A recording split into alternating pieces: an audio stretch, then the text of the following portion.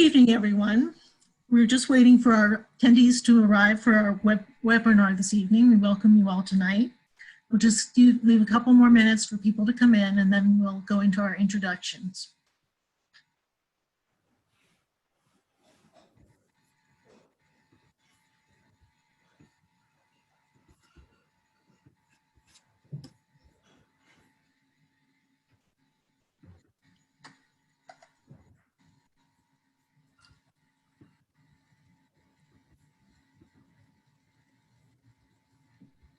Looks like some more people are arriving. Looking forward to seeing everyone.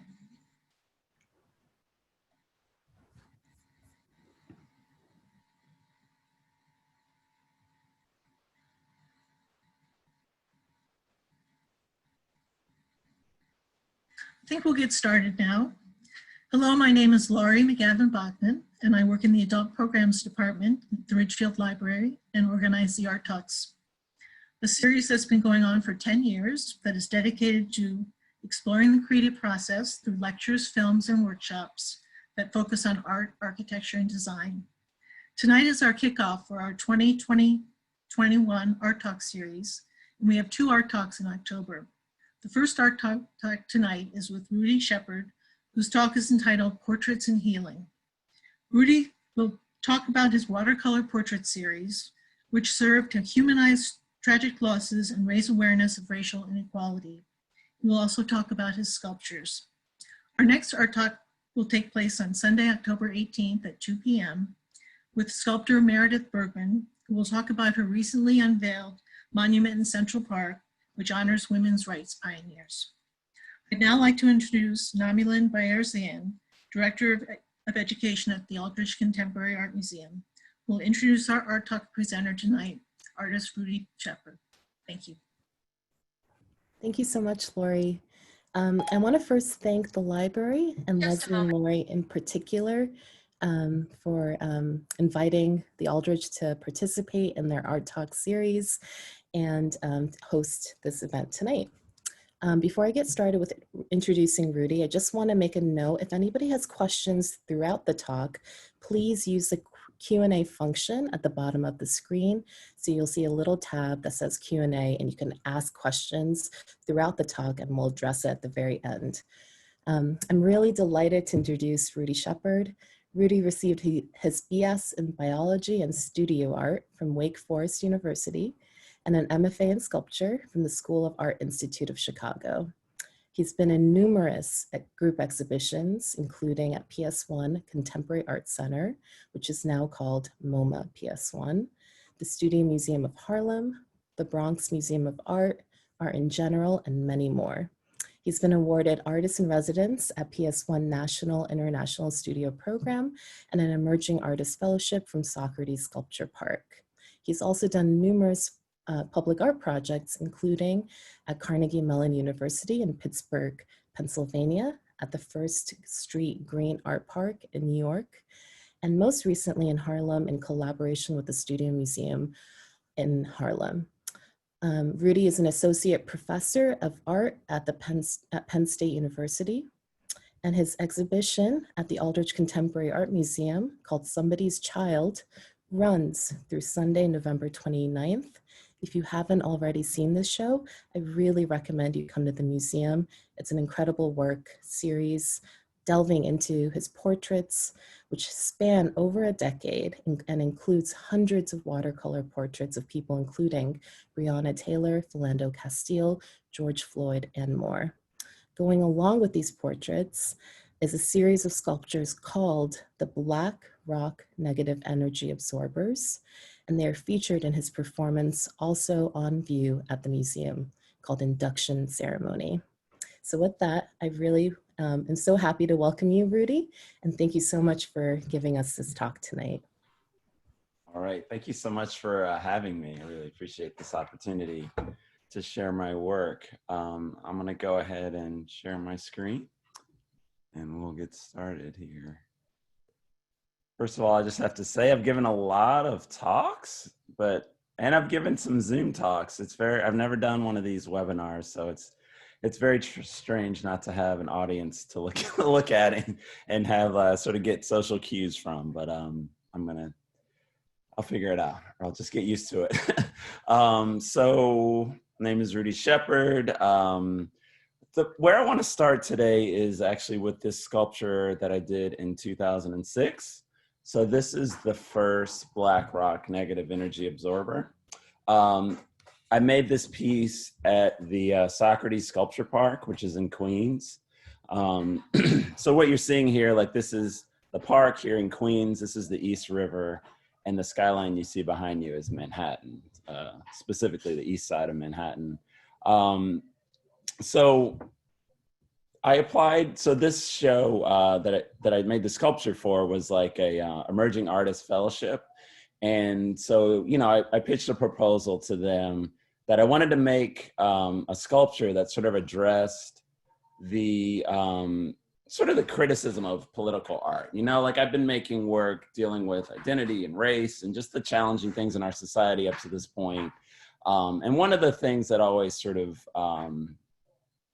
bothered me, or questions I always sort of struggled with, was like, am I doing anything? Am I affecting any kind of change by making this work? You know, I think it, just as an artist dealing with politics and society and wanting to do well, you know, it's just sort of a question that keeps coming up and I keep wondering about. And what can I do to, you know, how can I do it better? Like, what can I, you know? And so the idea for this sculpture was that I'm going to make this sort of magic sculpture that doesn't just like point to a problem, but actually offers a solution, albeit an unusual one, right? So the idea is that this sculpture was supposed to absorb the negative energy from people so that they could be nicer to each other, you know? And so it's sort of like this very general approach as opposed to trying to figure out a solution for racism, sexism, homophobia, you know, all these sort of complicated overlapping issues that, you know, can easily make me feel overwhelmed and disempowered. I was like, I'm going to use something besides logic. I'm going to use magic. And so I kind of pitched this idea and they said, we love it, come do it. And so I made this sculpture. And so this sculpture is 24 feet tall and 9 feet wide, right? So you're standing maybe like you're up to here. It's towering over you, right? It has this presence. You have the title there as some sort of a guide. And also, if you look here, you see these crystals. These are amethyst crystals, which are, you know, within sort of New Age mythology are meant to sort of repel negative energy. And then the shiny stuff that you see is mica, which is a conduit, both literally and metaphorically, like it's used in a lot of electronics to conduct currents and stuff. So I was thinking, you know, both of like sort of histories that already exist and also inventing things. So this node here that you see is like that big. It's probably like a foot across. And so one of them is facing Manhattan, so it's on the other side. And then this one is facing east, so Brooklyn, Queens, Long Island. And so the idea is that these nodes are sort of pulling the negative energy from people. You're meant to kind of think about that as you look at the sculpture versus the skyline. So I made this sculpture, you know, and it was kind of like all right, this is a crazy idea. Let's see if anybody like gets it or appreciates it, or are they just going to think it's a joke and you know, not take it serious in any way. But you know, what happened is that people sort of got it. They got both the joke, but they also got the sentiment behind it. Is that, you know, I really want to help and I don't know how, and what can we do? Can we call in the gods or something like that? And so, you know, like after, you know, this is like one of those pieces that, I don't know, like I really learned from, you know, like it was like, oh, you know, trust trust your gut when you have that crazy thought, like, oh, I want to do something, maybe just do it and see what happens. Maybe people will resonate with the way you're thinking about it. So, so after I made this one and people seemed to kind of get it, I continued making them. So this is a shot of it in the winter with the, you know, dramatic snow background, which was really gorgeous. And then, so after that, I continued making them. And I was like, all right, so I made this giant one, you know, the world didn't change. So maybe I'll make a bunch of small ones and distribute them all over the world, you know, and that'll be my approach. And so I just went about making them. These are made out of, so the first one that you saw is made out of concrete that's dyed. It's actually hollow. It looks like a rock formation, which is intentional, but it's actually hollow. I mean, it's pretty thick, the concrete, and it's dyed. So you get the leaching of the stuff, and you get the kind of natural effect. These are made out of paper mache, and you see the crystals again, and glitter and different materials I started experimenting with. And then, so these are smaller. This is probably like 1.5 feet tall. And then they start getting bigger again. This is almost like 6 feet tall. It's about the size, a little bit shorter than me, and has like more of a relationship with your body like the first one does, which I'm really interested in as an artist. So I'm making these sculptures and, you know, getting ready for a show, which I'll show you some images of. And I get on the train and I see everybody is like reading this newspaper. And, you know, I'm like, what is this? You know, it's like this young black guy and it says Fry Baby. And I'm like, what? You know, like, why would they make this? You know, and so, but it, you know, so I buy one and I'm like, I want to know, like, this is very strange. And so it turns out that this young guy killed these 2 police officers. And the day before he was in court, you know, dealing with this, and he stuck out his tongue at the widow of one of these gentlemen. So, you know, like, so there's all these layers to the story, right? Like he does this horrible thing and then he sort of doubles down on it by like being really rude at the court, you know, like to the widow. And then the Post makes this article, you know, makes this cover, you know, they're known for these salacious covers. I'm sure you've seen them, that only like sort of makes things worse, right? It sort of casts him as this villain. So, you know, like, the complexity of that, and really like what struck me is like thinking about like, man, I kind of look like that guy, you know, like, and like what effect does this cover have on me and anybody that looks like me, you know, and like what is going on with the media and like this, you know, what is happening here? And so like I didn't know what to do, so I took this paper and I kept it in my studio. I cut this off and I hung it on the wall, and I keep making the sculptures, and I'm trying to figure out, I know they relate to this kind of idea of negative energy and what should I do? And eventually I just decided to make a painting of him. And so this is him here. His name's Ron L. Wilson. And this is the first basically of a series that has continued. I made this in 2007 and now it's 2020 and it's kind of continued and moved and evolved, but it kind of all started with this first painting. And this ended up being part of the show, like a series of these paintings. This first one was acrylic on panel. And it was about, I forget, like 12 by 16 or something like that, a little smaller than that. And so all of the first ones are all acrylic on panel. This is Charles Taylor, the Liberian president that hired a militia group to basically kill off his opposition in an election. And then these are these 3 gentlemen that were stopped by the police and ended up shooting the police and then running and escaping. And so this story was interesting because, so the incident happened and then the men fled. And so it was like this drawn out, like kind of multi-week thing where they kept reporting and they catch one guy and then they caught the next guy. And then this guy was the last person that they caught.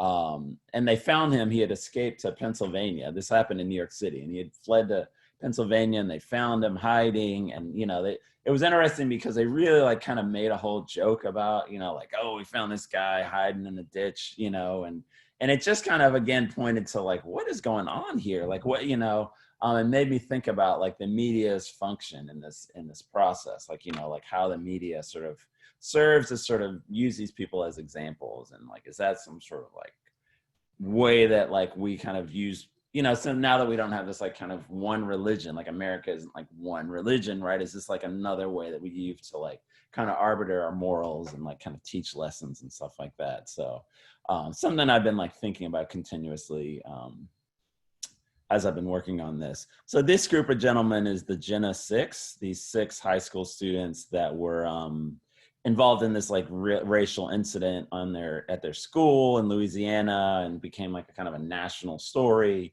And so they were part of this series as well, kind of thinking about race and identity and the struggles around that. So this is some images of that first exhibition with these first portraits, and also the Black Rock negative energy absorber sculptures. So you see a kind of a variety of sizes and mediums here. Even these little tiny guys that are made out of paper mache. So an interesting thing happened after this first show. So this was one of the paintings that I made for the show. And after the show was over, this gentleman started sending me these legal papers. Like I got this huge stack, I mean, literally like that big of legal papers in the mail from this guy. And I didn't know what it was. Like I couldn't read it very clearly. And like, I'm busy, married, kids, working, making art. I'm like, I'm just going to put it over here and I'll read it later, and like never got around to reading it. And then another stack comes, like another copy of it comes. And then this time the gallery calls me and they said, "Hey, Rudy, this guy is suing you for defamation of character. You and like the New York Times, the Washington Post, the New York Post, basically saying that he can't get a fair trial because of like the way he's been reported about, by the media." Which was exactly what the whole show was about how like, people get convicted of a crime and then all these stories come out and it's basically just assumed that they're guilty, and so on, like what was interesting is that what ended up happening is basically like a lawyer was able to use the press release for the show as sort of my defense and say like, he's actually that I, as an artist, like my intention of making the portrait and, was to actually do the opposite of what he's kind of accusing me of. And it's just like this really strange, like almost from the beginning, like I'm making this work and it's like, like the people involved in the work are like reaching out and like I'm having this direct connection with these stories, which I never thought was ever even possible, right? I'll never meet any of these people, but it was happening almost from the beginning. So I did that first show and then, these are actually the first two watercolor portraits that I made kind of right after that, almost experimenting. This is the first one and this is the second one. And then as soon as I started doing the watercolors, actually, I think it had to do with this story. I started thinking about not only like maybe kind of sort of the victim of the crime, but also like the perpetrator, like, just trying to think of like the multiple sides of these stories and all the people involved and how their lives end up becoming interlocked and interconnected.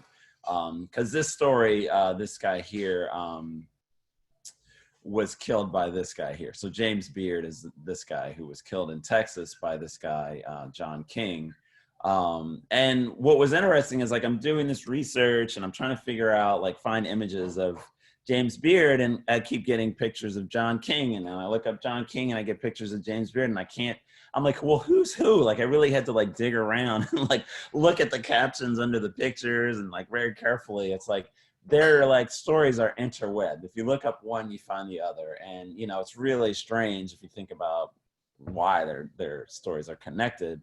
And what was interesting too, is that like initially when the story was reported, it was thought that John King killed him. It was like a racist thing, and that they didn't know each other. And it turns out that they like grew up together and they used to hang out at the same bar all the time. And that, I mean, it may have been racially motivated, but it wasn't like a stranger kind of thing. It was like a way more complicated, which is usually the case, right? Like there's this catchy story that comes out and usually there's way more layers to it, whether things might be wrong in the beginning or not.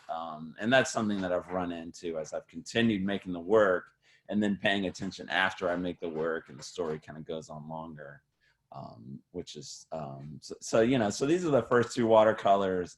And I'll show you some more examples. This is Sean Bell. This is one of the police officers that killed him on his wedding night.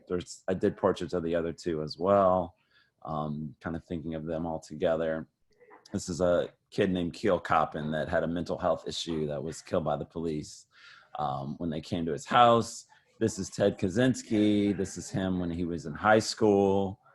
So kind of thinking of, I think what I started doing almost right away is sort of looking back and thinking about stories I'd heard about previously and thinking about them and making portraits of them and also paying attention to things as they were playing along over time. But this is one of those ones of just thinking about like, he was a kid at one point and like, what went wrong, but also who, is this the same person? Are they, are they like two different people almost from when he was in high school till then becoming the Unabomber, right? This is Zakaria Moussaoui, who was involved in the 9/11 attacks. These are all really early pieces. And then this is Kathy Gifford, the senator, and the guy that shot her, that she survived, but these are the victims, the people that died that day. Again, looking at both the victims and the perpetrator. And then, so I was making this work, and I had this experience where I went to a friend's studio, and he had this book on his shelf, and it was just called Taliban. And it was actually a book that was just full of portraits of men that were in the Taliban that, so what I found out in the book was that, like, they would have their portrait taken before they went off to fight in war and usually, maybe die. They would have this like formal portrait taken, and that portrait would be sent back to their family. And so this book was a collection of sort of these anonymous people. Like, it didn't have the names attached. It was just like the person that made the book would go to these studios and get these photographs, and there was a collection of them. And I was just looking through the book and looking in these people in their eyes and just wondering, like, who are these people, and it kind of challenged me to think a little bit further than I had up to that point about who are these people that are in the Taliban, and why would they go off and sort of like fight and know that they're potentially going to lose their life? Like, what are they fighting for? Who are they? And also just visually, they just looked different than I expected. Some younger than you would expect, and, just different things, different cultural traditions that kind of make them look a little different. Like, they wear eyeliner, which kind of would, in our culture would be considered sort of feminine, and, things like this sort of struck me when I was looking at these portraits, but mainly just looking these people in the eye and wondering who they were. So I did a whole series that I ended up exhibiting of these portraits.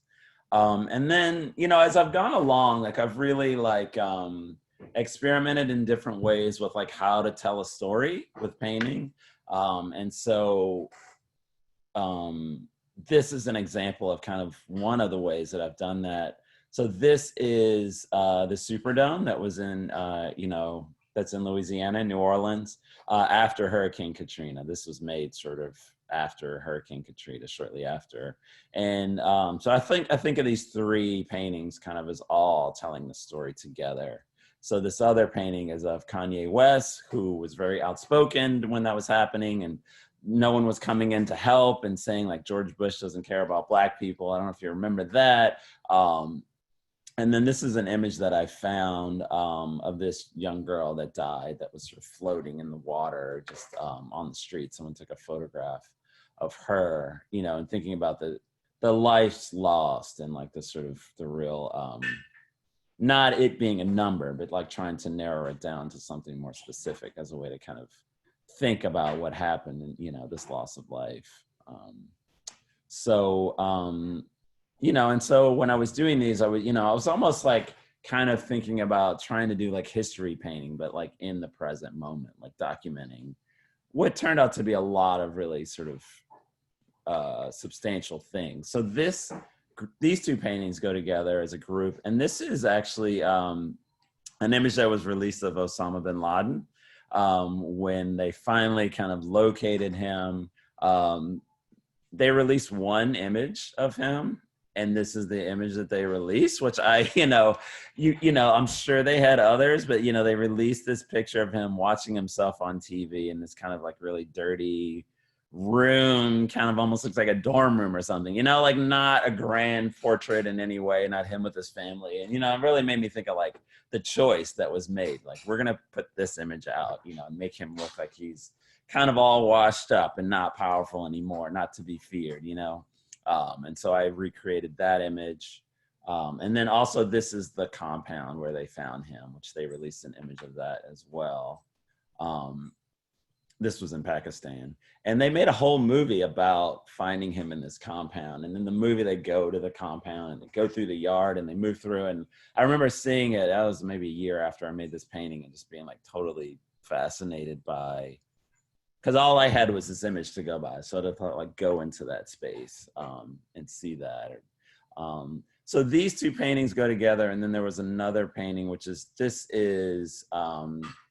and it's called the Situation Room. So this is the room where everybody was, and they're sort of telling people what to do during this mission. This is an image that was released.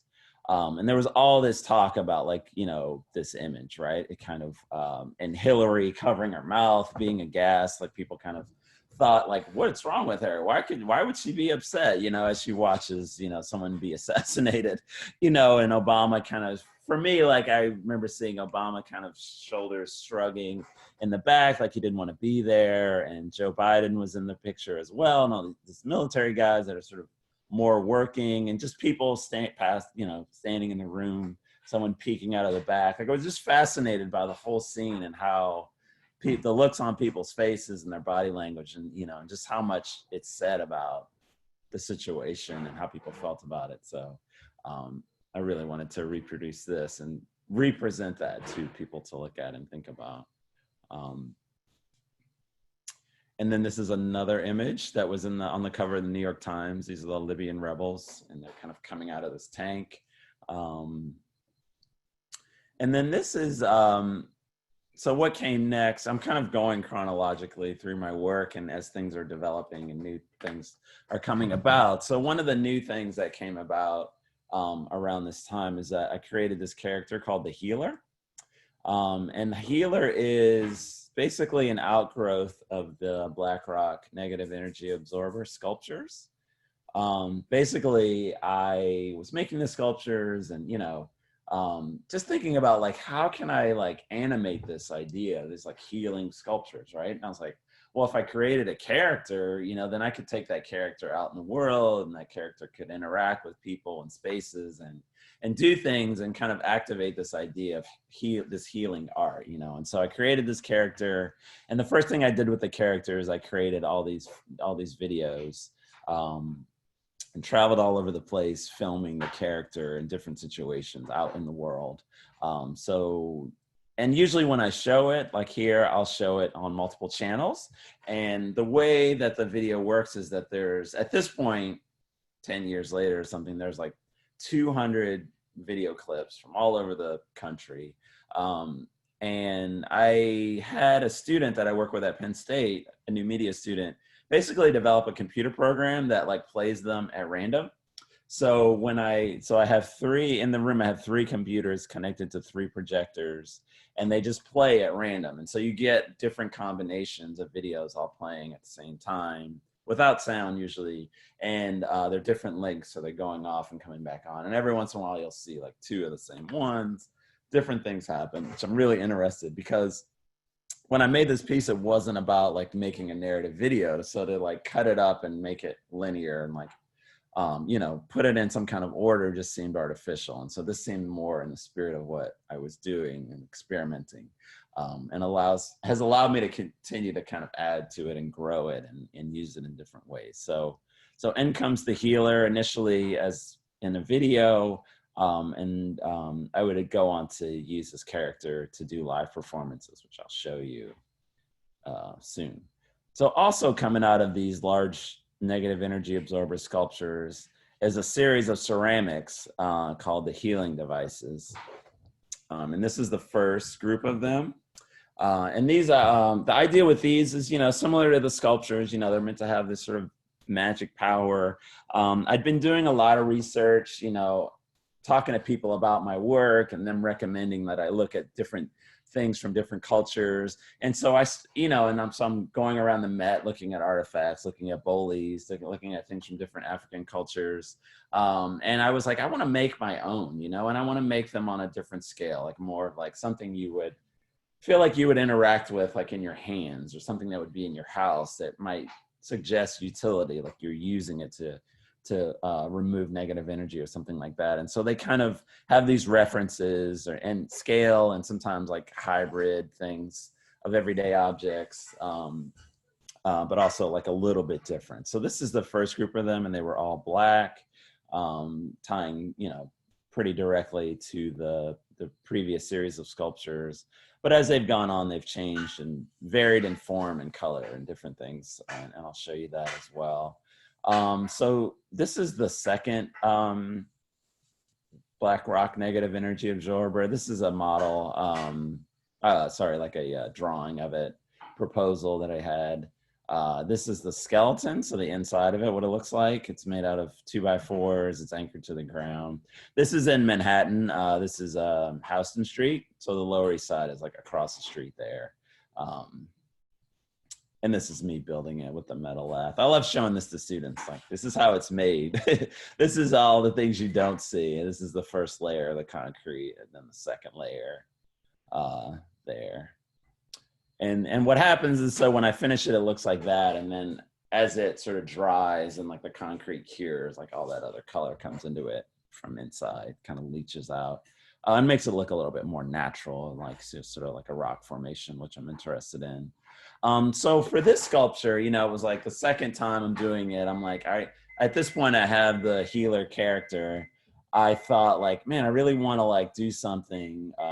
Maybe I'll bring the healer character in and have the healer character actually kind of turn on the sculpture. And that's what I'll do at the opening as a way to sort of like, a ceremonial sort of christening of the ship or something like that, right? So with that idea, you know, I have lots of different friends in New York. One of my friends, these are friends that helped me like build the sculpture, someone I went to grad school with, and another parent. Our kids were playing baseball together, who just decided he wanted to spend a couple weeks with me making a sculpture, which is from Italy, actually. He was in New York for the summer. So this is a friend of mine named Ian, and he is an artist, but he's also a Unitarian minister. And he's also hilarious. So I enlisted Ian to help me with this ceremony that I wanted to create called the induction ceremony. This is the first one. And basically Ian's instructions were, I was like, you can say whatever you want, but the idea is that I want you to kind of transmit this idea that like the healer's going to come out, he's going to turn on the sculpture, and the sculpture is going to help everybody. And he did an amazing job. He had by the end of his speech, whatever he said, I don't know, it was in another place getting into my costume, he had everybody chanting like, we need love, we need love. And so he gets the crowd kind of going and kind of gives a little bit of a clue of like what they're going to see, and to understand both the sculpture, which is very abstract, right, on some level other than the title. And then I had another friend who's a musician who I've known forever, who was playing music for me. And this is kind of, this structure has continued, and I'll show you more of it, but this is the first one. And so he kind of gets everybody going, and then I come out as the healer. And sort of my prompt is that like, as the healer, I'm gonna now like turn on this magic sculpture so it can like start healing people. And so this is kind of what that looked like. I have some images here of that. This is my costume. And this is kind of how it ended. I ended up climbing up onto the sculpture, and didn't know I was going to do that, but I did it. And luckily it wasn't very hard to do. And it seemed to kind of like bring everything to a crescendo. I had my friend, he's kind of, the music rises. It's interesting. This guy over here is a friend of mine as well. And I just did a performance with both of these guys last night that we filmed that we're going to present later. But this is the first one. So this is something that I've continued making the sculptures and also doing the performances. So again, you know, like as I'm going along, making portraits of people, Trayvon Martin dies, you know, he's killed by George Zimmerman. And there was a lot of talk about, you know, he was a young teenager, Florida, and there was all this talk about what he was wearing, what he was doing, all this suspicion about like, did he have it coming? Like this somehow, you know, like he did something to bring this upon himself. And so I made a bunch of portraits of him, you know, just kind of in different, you know, because so many images were there of him as like a young boy, or looking kind of like a tough guy, or just like a wild teenager. And, you know, I'm thinking about this, and then I find this picture of him with his father. And it just kind of hit me on another level, right? Like it kind of brought me to tears, you know, because I have kids, right? They're now teenagers. And I was thinking like, you know, I could be that father losing a son, or I could be that kid. I could have been that teenager in this situation, being killed by someone who thought I was threatening up to no good, you know. And so I was like, I need to make a painting, not just a portrait of Trayvon, but a painting of him and his father. So I made this painting, and then I made the painting, and I was like, you know what, like this is very good and it's doing a lot of things, but I want to make a reenactment of it. So I had a photograph taken of me and my son, and I did a recreation of it. with the two of us in our apartment and just kind of bringing that home, that idea. And now they kind of exist as like a diptych, like I've always shown them together, to kind of make you think about that. Like, this could have been me, could have been you. So this is kind of a show of, you know, a bunch of these portraits all together, kind of the way it exists now, right? So nowadays, I'm making portraits, and it's both people and these stories that I've been telling you about, victims of crimes, perpetrators, things like that. But it's also like politicians, and like that's Bill de Blasio when he was like in college. You know, I was always talking about him being some wild hippie. This is like a reporter that actually, I think it was worked for the Times, that was killed over in Iraq. So, you know, I made a portrait of him. This is Michael Brown. Lots of different things, right? This is Pete Seeger, who passed away right before the show. This is Mary Baraka, who's a poet who passed away. You know, so these are kind of the range of things that I'm making paintings of now. This is Maya Angelou, poet who passed away. That's one of the paintings of Trayvon Martin there. So nowadays, this is what it looks like. And you'll notice that you don't see any labels, right, up here. And that is very intentional, right? Because what I want you to do when you go to the show and you see these works is to look these people in the eye and see them as people first before you go and find out who they are and whether you're supposed to like them or not, right? I want you to kind of, that space between you seeing them on the wall, looking them in the eye, and you finding out who they are is intentional. It's not, you know, it's by design. And that gap in that moment is designed, right?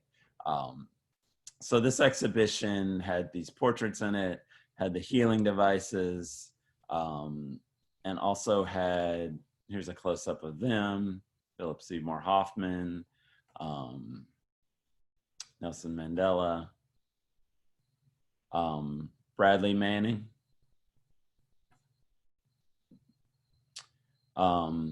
This is Dylan Roof, who went into the church in Charleston and killed all the people that were praying.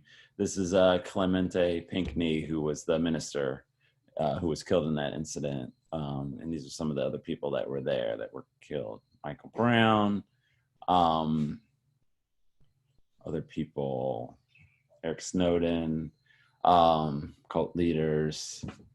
So this is, I don't want to talk about that right now. I want to focus on this because I'm running, you know, I don't have that much time left. So this was also part of the show. And these are these large watercolor paintings that I made that represent stories in a similar way that the portraits do, but like stories that wouldn't make sense to try to represent by making a painting of one person, right? So this is the summer that two Malaysian airplanes disappeared. Giant. So this is a giant picture. It's probably 7 feet long of one of those airplanes. And you can choose which one of them disappeared. We still don't know where they are, what happened to them, which is the strangest thing. How could that possibly happen? This is a portrait of these women in Libya. And then this is from the Syrian gas attack in Syria, these children that were killed. This image came out of them. I'll click through it quickly because it's kind of sad. This is from the Philippines, a typhoon that hit.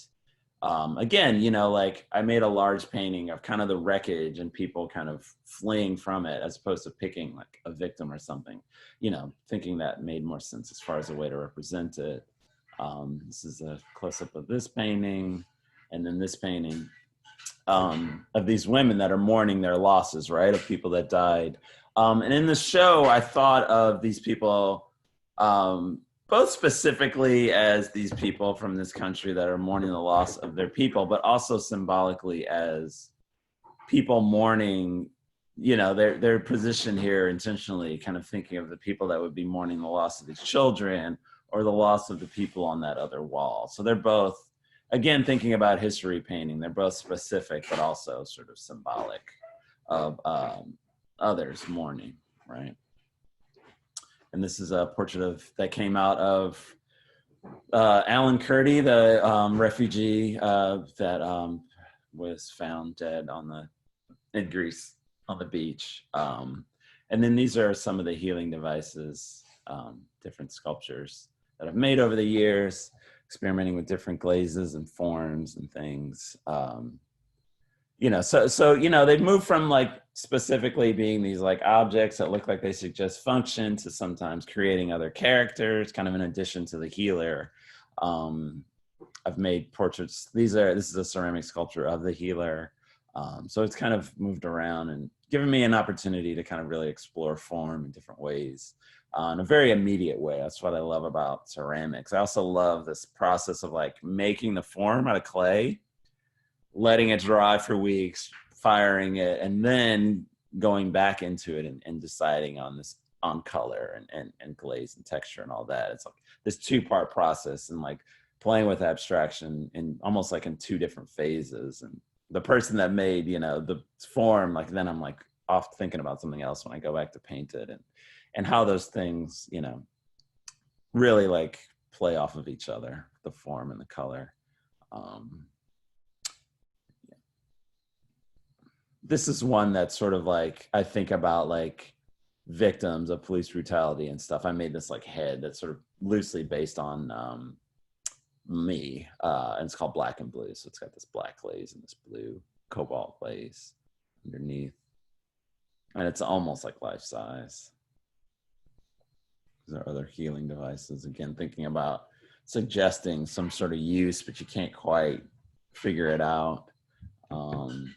So yeah, so this is a piece that I did in Pittsburgh as part of the Three River Arts Festival. This is in Point State Park, which is right downtown, like where the three rivers meet. So this is the sculpture, and I did an induction ceremony for this as well. This is like 2017, I believe. These are some shots from there. And people, after I did the performance and it's up for a while, like people were meditating there and having yoga classes. Like people really got into the idea and really like connected with it, which was very exciting for me to see it kind of have a life of its own. So this is a sort of freestanding performance that I did like without a sculpture. This is at PS1 during the New York Art Book Fair. And these are my musical collaborators here. I'm gonna rip through these a little faster, just some more examples. This is a sculpture that I made at Penn State, and the performance I did to sort of induct that one. You can see different musicians kind of switching in. This is Brian Alfred. He's a painter who's also a musician. He used to be in a band, and he teaches with me at Penn State. So I pulled him in. He's done a bunch of performances with me. I kind of said, "You're working for me now." And this is a guy, Dan, who his wife was actually an MFA student, but he's like a professional musician. And so I'm constantly like collaborating with people. I kind of have like a Rolodex now, and I just hit them all up when I'm trying to get ready to do a performance, and you just sort of see who's available, and that's the instrumentation. This is the piece that Namilin mentioned that I did in Harlem. So this was up for a year in a park in Harlem on 145th Street. Jackie Robinson Park is what it's called. And this is the induction ceremony that I did for that piece. This place was amazing. Part of the reason I used to live near this park, which is part of why I picked it, but also I picked it because it had this like amazing band show, which we got to use for the performance. But these are some shots from the performance. This is the band that I put together. So you see Brian and Christoph and Elia, who's been in pretty much every single one, and Ian, drummer. Some shots of that. So one last thing I want to introduce, and I will open it up for questions, is that, so the last sort of piece of the puzzle, the newest addition to kind of this mix of things is these Holy Mountain paintings that I made, which are inspired by the film Holy Mountain by Alejandro Jodorowsky. So this is him here as one of the characters in the film. Basically, the film kind of tipped me off to the idea that like all across the world, there are these like holy mountains, these sacred spaces connected to different sort of faith traditions, cultures. And I basically have been doing all this research and making paintings of them and visiting them. I went on a trip 2 summers ago where I visited 3 different holy mountains out in the American West. And that are connected to both Native American culture and New Age culture. So these are the sort of smaller study paintings that I made, which is what I usually do initially. These are some healing devices. But what I'll do is I'll make small paintings of a bunch of them, the ones that feel like they're resonating or seem like they need to be made larger. I'll make large portraits of paintings of them. So these are like, it's about 6 feet. This is like 6 feet long that way and like 5 feet tall that way. This is Huangshan Mountain in China. This is Mount Everest, which is considered a holy mountain within the Hindu tradition. This is Devil's Tower / Bear's Lodge is what it's called by Native Americans. This is one of the mountains that I visited out west on this trip, where I both like took photographs but I also brought the healer there and filmed the healer kind of connecting with these sacred mountains. This is Machu Picchu. This is one of the more recent ones, and this is Mount Fuji. This is Donald Trump. I made this painting like during the primaries the first time, like in 2016. This painting is was made after the inauguration. This image came out of a group of protesters called the Black Bloc that basically like torched one of the limousines of somebody that was going to the inauguration. And I just thought like it kind of represented like people's kind of reactions of Trump being like, nominated as president, not being nominated, but being like, winning the election, becoming president. Like this kind of anger, rage, like confusion that everybody felt. And so I sort of, again, like it both is real and also is symbolic of how, I felt, other people felt, This is Heather Heyer. And so I made a portrait of her after what happened in Charlottesville, the protests, counter protests, and then the guy driving the car into the crowd. And, I'd made the painting of her and, thought a lot about that. And then I was looking at more images and I found this image of the car actually driving into the crowd. And I thought it was like so much worse than even I had imagined in my mind that I felt like I wanted to represent that for people to see that. Cause I hadn't seen it. Like, I usually listen to the news, so I don't see a lot of these images and videos unless I go and find them. And I also, this image, a specific image sort of showed like who was being run into, like the flags that they were carrying kind of represent Black Lives Matter, Antifa, all these different groups are all there together, and also showed the violence of the moment, right? People flying through the air and shoes kind of rolling along. So I wanted to kind of represent that, take the time to both like hand make it and represent it and have people look at that and be able to kind of decipher all this information that maybe they missed or they saw quickly and didn't think about again.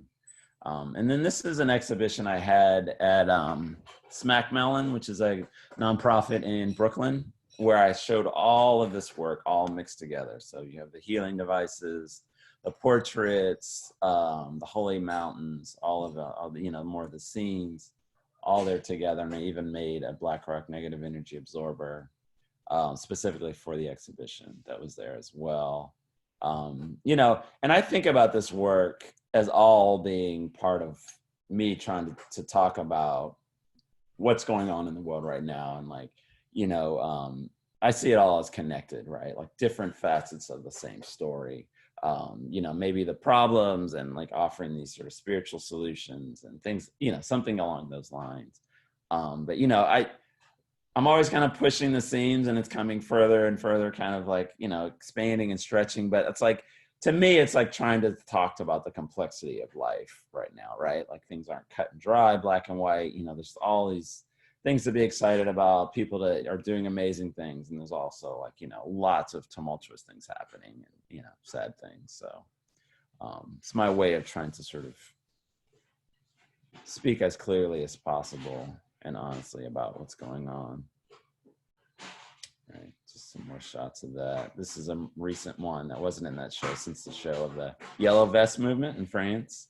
I thought this was like really symbolic again, with the Arc de Triomphe there. And like, I've been there, and I can't imagine, like, you know, like things just piled up and burning in the middle of all this sort of fancy things. And so, you know, just kind of again thinking about like, wow, that's kind of wild.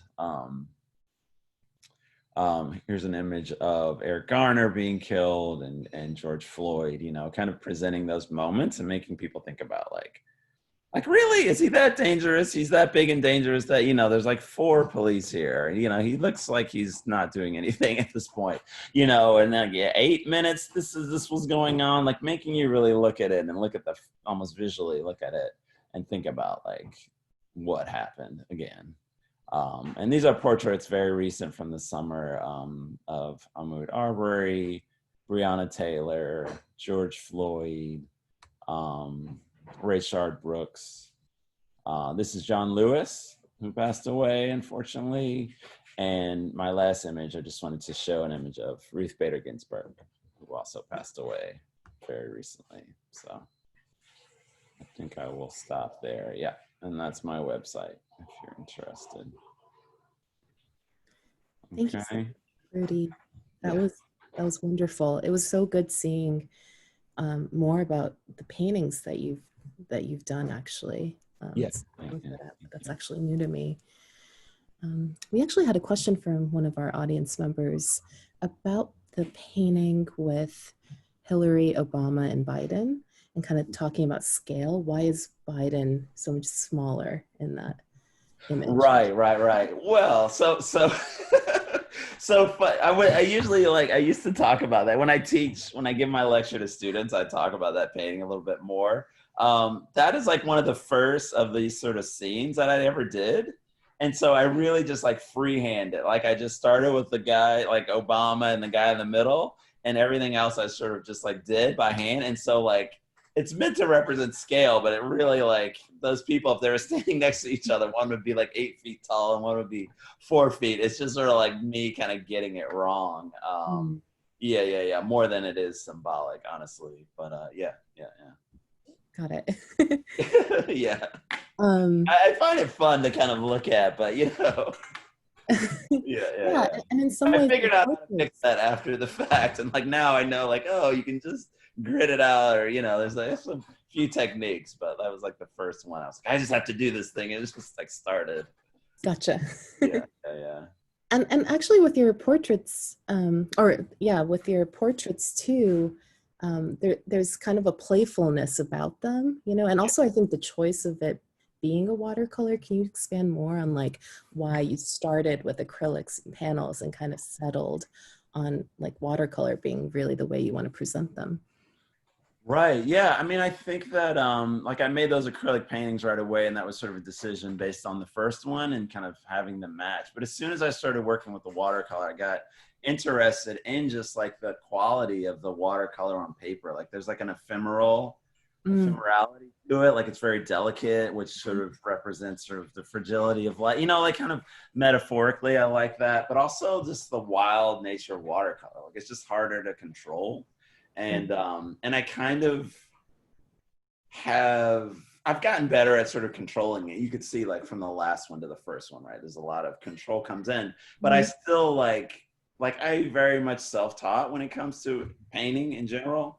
And you know, I've picked up some things to kind of adjust and kind of fix things I don't like, but I don't go about it in some sort of traditional way, like if I were ever taught, you know, and I kind of, you know, I have professors and they, you know, friends, and I, you know, like I could be taught, or I could grab a book and I go to YouTube and look at, but I was like, there's a certain way that they feel, and it's because I make them a certain way. Like I know that there's a certain flatness and abstraction and sort of scale, weird things happen, and I'm like, that's what makes it my work and not just sort of generically like a reproduction, you know. And so there's some choice I make kind of to keep some of that in there, and kind of I think I like realize like if I do it a certain way, it looks a certain way. Like I go about the process a certain way, and it ends up, you know, like it's like, well, if I change the process, then it's, you know, I'm gonna lose something that's working, you know, and so. Right. And I also think that there's something about how the way in which maybe you work is almost like it feels childlike when you look at the portraits, right? And that kind of speaks also to the, you know, kind of the intentions about showing humanity and like having people focus on the the person themselves and not any other extraneous input. And I also think that they're kind of minimal, so you don't include backgrounds. I mean, they're usually, not always, but they're typically solid backgrounds, and it's so focused on like the expressions and maybe some hints at clothing and who they are. Yeah, exactly. Those are the things that like you're saying, like that childlike thing, there's like a directness to it that and like, you know, it's a little bit off. And what I found, like, right away, like I'm always responding to like how people are receiving it, you know, because I'm trying to speak in a certain way, and like people seem to kind of like the sort of like, there's something like charming about it not being perfect or something that gets to like what, because it's about that sentiment. It's not like you scrutinizing or being like intimidated by its like sheen of perfection or something. It's like about you being like, oh, you know, like this is very direct. Like he just needed to do it and he did it really quickly because he felt like it was, I don't know, there's a message being transmitted, like the how I'm doing it and the sort of directness of it, that I think speaks to my intention, I guess. Yeah. But, and it's also like the portraits and the paintings are different than your performances and like the character that you embody with the healer. Yeah. To me, there's something about like the healer themselves is kind of an abstract like form, right? And it relies so heavily on the outside environment, surroundings and stimulus from the outside environment to kind of activate. You know, the healer's interacting with the environment so much in the performances, and that's kind of, it's almost like an inverse to me than the portraits. Yeah. And it's, you know, like I was saying, like, I feel like together all the different sort of pieces of the puzzle, like the ceramics and the healer and the portraits, like allow me to kind of bring in other elements of the world to the story, you know? Right. So to get out into the environment and be interacting in these spaces that may, it allows me to bring that like nature, the world into like, you know, this you know, this sort of body of work. So yeah. Diana shared that she loves how the choice of your medium works with what you're expressing, the choice of watercolor for your portraits and how they're beautiful and serve to put the perpetrator and the victim on the same level. So then the viewer has to make that decision to process and understand. Yeah, exactly. Yep. That's exactly what I'm not trying to do. So I'm glad to hear that she's getting that from it. Exactly. Yeah. And I had actually one more question for you. Yeah. It kind of has to do with like how you're absorbing media, how we're all absorbing media, and especially this year. I think this year it's so much more acute how we're kind of interacting with media. And like, what do you do, Rudy? Like just as a human and like to like retain your own sanity when we're kind of being constantly, you know, given terrible news through the media. Like, how do you filter through it? How do you absorb media? And like, how do you then use media? Because you use it as research for the work you create. Right. I mean, so just on one level, like, I'll talk to the personal level in a minute, but like, that's why like there's like the portrait series, which is like getting in there, mixing it up and like really like reckoning with these tough stories. But then there's also like the holy mountains and the healing devices, which are sort of like, you know, kind of bringing in the light or something. It's like, I need to have that bouncing back. Like I couldn't just do the portraits day after day. Like every time I walk into my studio, it's about like reckoning with that. I have to have something else to do that sort of is its opposite and like offers another. But then again, I couldn't just do the mountains and sculptures and you know what I mean? Like I would be like, man, I'm ignoring the world and all the trouble. So it's like, for me, it just sort of fits like, you know, like I'm both, you know, it's like some way I'm trying to live, like at both being like paying attention to what's going on in the world and you know what I mean? Staying engaged and doing what I can, but also like finding refuge, right? So on a personal level, like where that plays out is like, I do a lot of like hiking and going to the beach and running is like something I do like all the time and running out in nature, which I think is why the Holy Mountain whole thing happened is like, as soon as I found out about this like actual sacred thing out in nature, I was like, yes, I'm already out there, you know, having these experiences of just getting away, you know what I mean? Like kind of getting healed from all this media that I'm taking in. And so, it's been a very like the running and being out in nature has been like my survival, you know, through the pandemic, you know. So yeah, that's really how I cope with all this. Wow.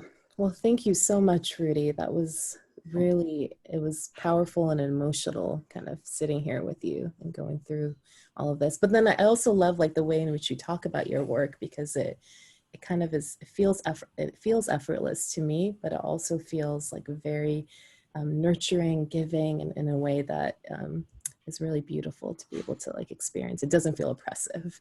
So Yeah, yeah, yeah. Right. Oh, thank you so much for saying that. I'm glad to hear that. and thank you so much, Lori and Leslie, again from the library, for organizing this. Thank you, Rudy, for an excellent presentation tonight. It was wonderful. It's glad to have you with us. Awesome. I'd like to thank the library for supporting our Art Talk series, and the Ridgefield Guild of Artists and the Aldrich Contemporary Art Museum for being co-sponsors for this event tonight. If you'd like to find more information about our Art Talk series, you can go to the Ridgefield Library website, go under our events section, select Art in the Library, and click on the Ridgefield Guild of Artists, and there's a full roster of programs for the rest of the year. Thank you, everybody. Have a good evening. Thank you for attending. Appreciate it. All right. Bye-bye. Thank you. Bye, everyone.